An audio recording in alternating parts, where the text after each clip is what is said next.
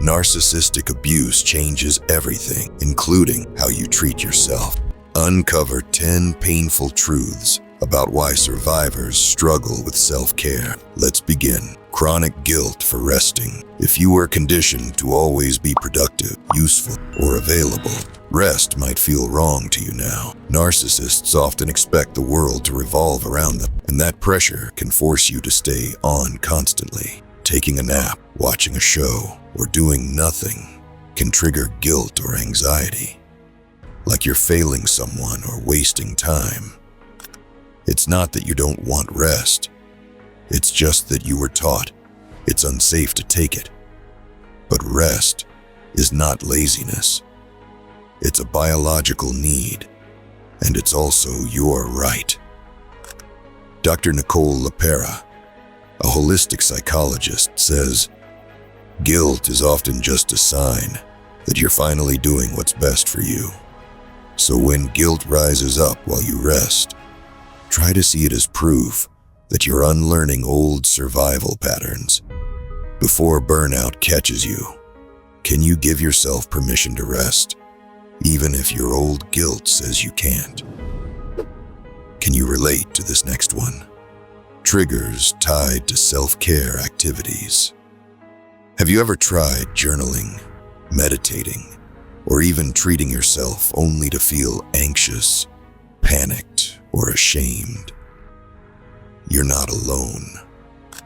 These activities are often tied to past experiences where you were made to feel too much, selfish, or even punished for having needs. Your body remembers even if your conscious mind forgets. So instead of feeling relaxing, these moments can feel threatening.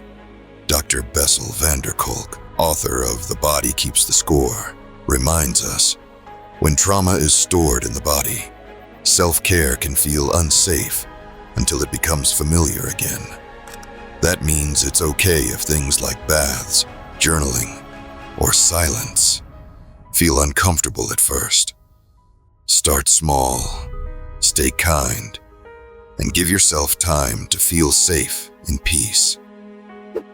Let's move on to this next one. Shame around asking for help.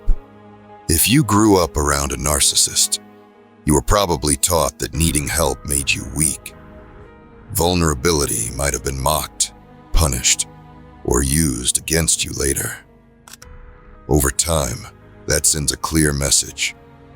You're on your own, and it's dangerous to trust people. So now, even asking for a break, going to therapy, or admitting you're struggling feels wrong. You hear that voice saying, I should be able to handle this by myself. But here's something you may not have been told.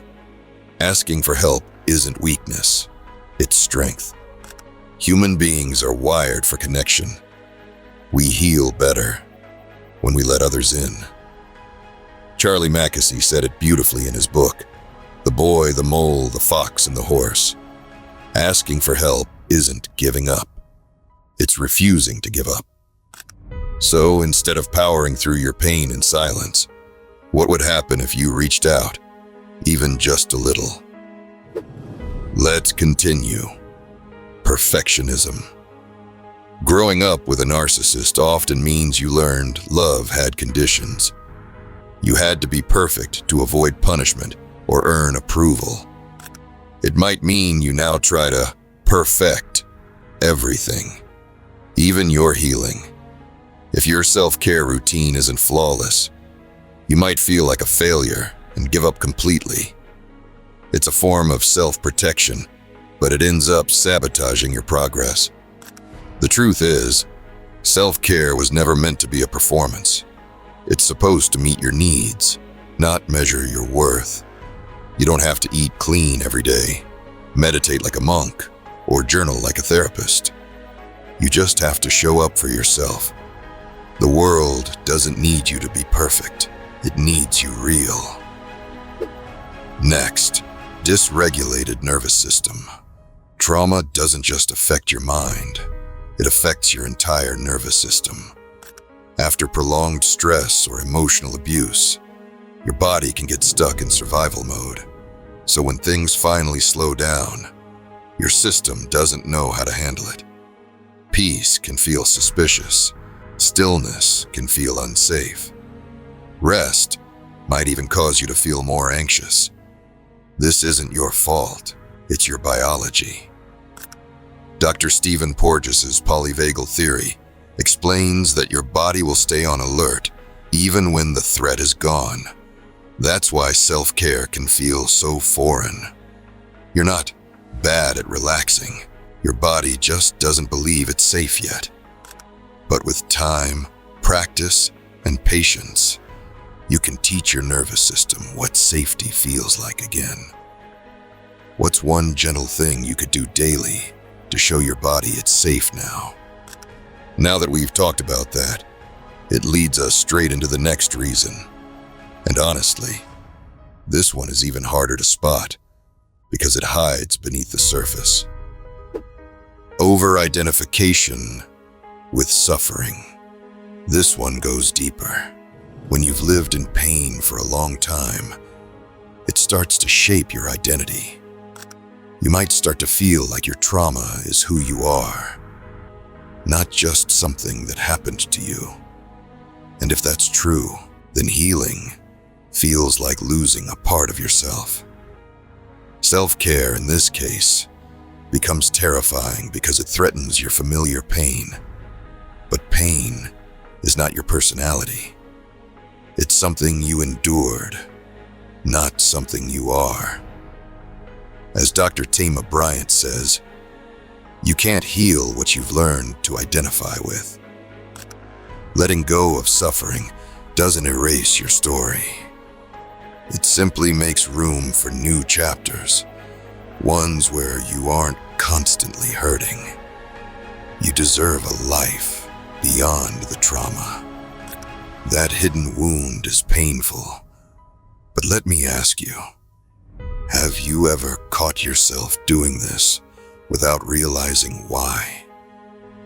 Because this is where things get even more eye-opening.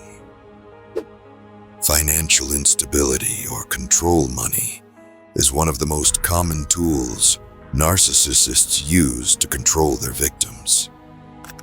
They may withhold it, monitor every purchase, or make you feel ashamed for wanting to spend it on yourself. Even after the abuse ends, you might still hesitate to buy things you need or want, like a therapy session, a good meal, or a simple comfort. That inner critic may still whisper, "You don't deserve that." But you do. Caring for yourself isn't a waste. It's a form of self-respect. Trauma expert Judith Herman said, "Recovery requires the restoration of control and autonomy. That includes financial autonomy, even if it starts with something small. Every time you choose to invest in your well-being, you send yourself a powerful message. I matter." What's one way you can reclaim your right to spend, even just a little, on your healing today? If that feels familiar, you're definitely not alone. But here's the twist. Sometimes the problem isn't what we do on the outside. It's what we carry silently on the inside. Lack of role models for healthy self-care. If no one around you modeled real self-care, how could you possibly know how to practice it?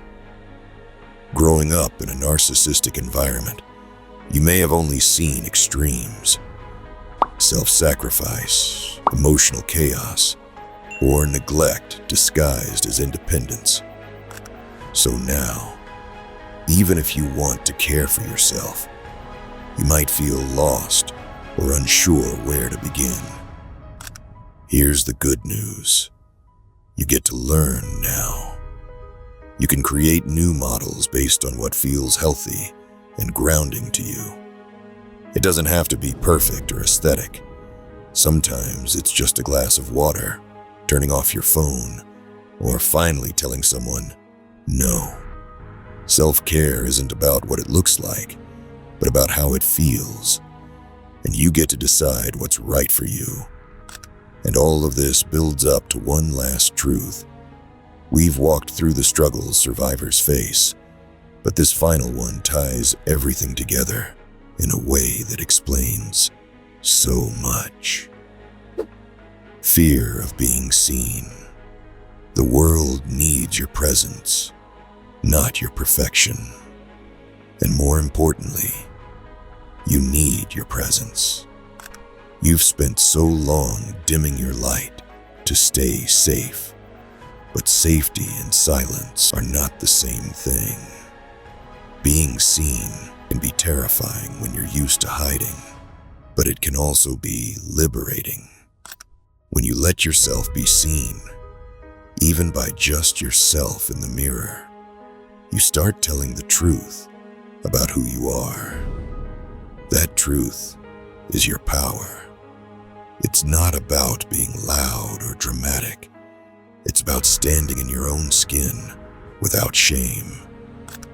Every time you choose to take care of yourself in a visible way, through clothing, body language, voice, or boundaries, you take a step out of survival mode and into freedom. You show yourself that it's safe to exist as you, not a version that pleases others. And that's real healing. What small part of you are you ready to stop hiding, even just for yourself? Lastly, associating self-care with narcissism. This one is especially tricky for survivors. You've seen what toxic self-absorption looks like. You've lived under it, so the last thing you want is to become anything like the person who hurt you. But because of that, you may reject any behavior that resembles self-focus, even healthy ones. Things like setting boundaries, putting your needs first, or saying no might feel selfish. But they're not. There's a massive difference between narcissism and self-respect. Narcissism demands from others and lacks empathy. But true self-care is grounded in awareness of your needs, your limits, and your value.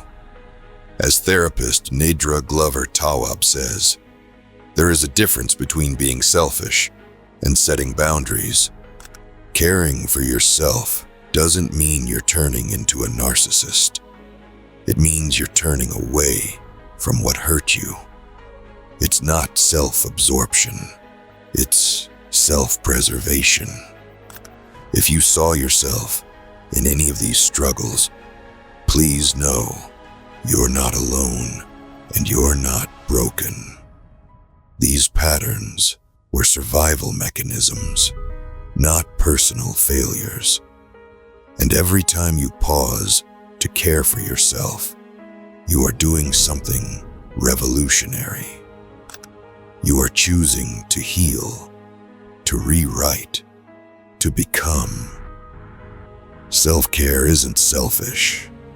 It's a radical, quiet form of self-respect.